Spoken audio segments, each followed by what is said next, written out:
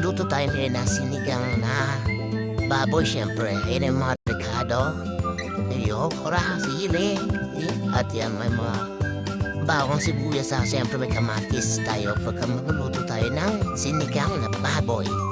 Syempre, first step, lagyan natin ng mantika. Igigisa muna natin yan.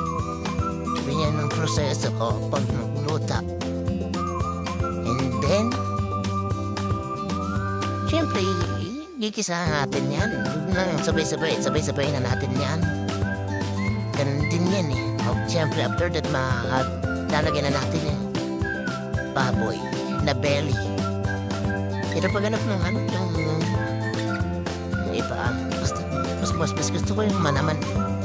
Pag magsisigang, yung belly fat. Yan guys, haluin natin yan. Hanggang siyempre mandikit maluto-luto. Siyempre, lalagyan natin ng kangkong. Ay, kangkong. Okra lang pala. Kasi hindi Greg. Kasi dito maharap na kangkong dito sa Australia.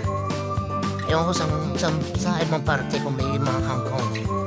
Pero, siyempre, pag nilagyan mo ng okra yan, masasabi mo ng sinigang yan na baboy. Kahit walang kangkong. Siyempre, lalagyan natin ng tubig.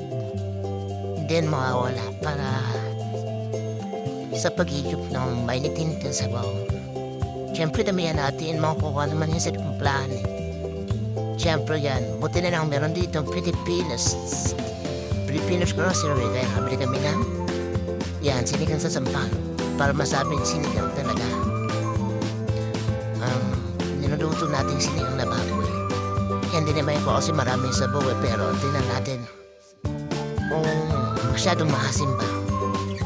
Siyempre, halu-haluin, tapos titikman natin yan. Siyempre, mga guys. Yan, tikman natin guys. Kung maasim ba, kung tama-tama na ba.